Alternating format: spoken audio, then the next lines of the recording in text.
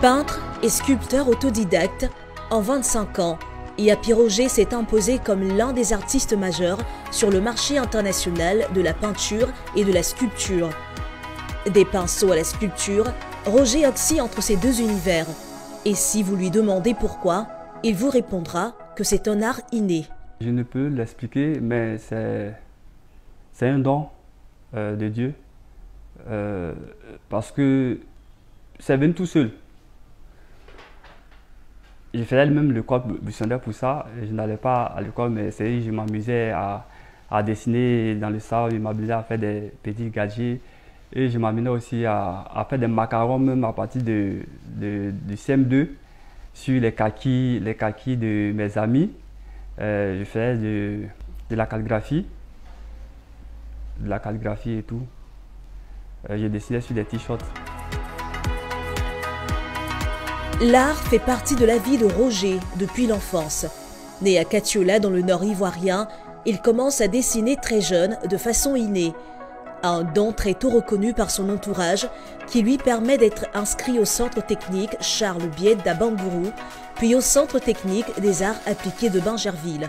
Quand je suis arrivé, j'ai fait un tronc commun.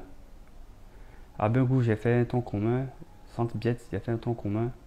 Nous avons fait presque toutes les matières. Quand on dit toutes les matières, c'est toutes les matières.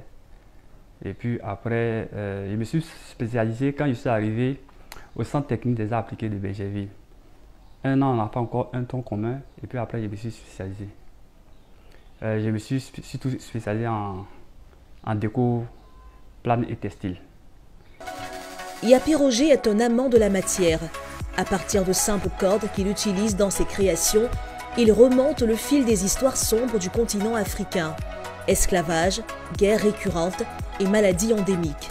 Le message derrière, quand j'ai commencé vêtements, quand j'ai dit j'ai commencé vêtements, à être artiste, parce que il y a la différence. Tu peux être un bon dessinateur mais ne pas être artiste. Mais quand j'ai commencé vêtements à être artiste, c'est-à-dire à exposer, à bouger par la grâce de Dieu. Je travaille au départ sur nos traditions, nos coutumes, nos valeurs. Voilà.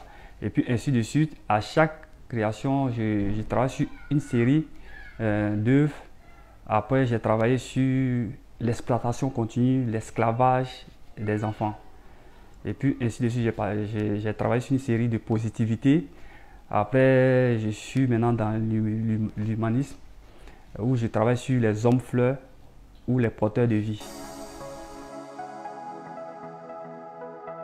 Sous ses doigts, la terre prend vie pour former des personnages en état de plénitude. Les thématiques qui s'y dégagent sont gravées dans ses œuvres par une complexité de signes à décoder.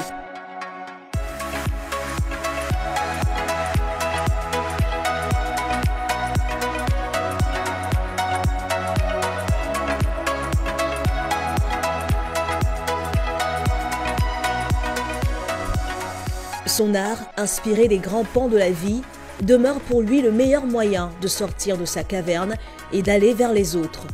Dans ce que je fais, je retranscris les faits quotidiens. Je retranscris aussi dans nos échanges, dans mes échanges avec des amis, avec des collègues et tout, dans des livres. Je transcris toutes ces choses-là par image sur un support donné. Artiste dont la cote ne cesse de croître, Roger Yapi expose dans les plus grandes galeries ivoiriennes et internationales. Une grande fierté pour ses proches. Un sentiment de fierté.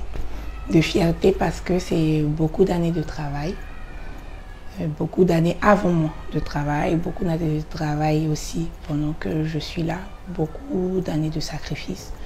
Je ne peux être que fière du résultat qu'on a aujourd'hui.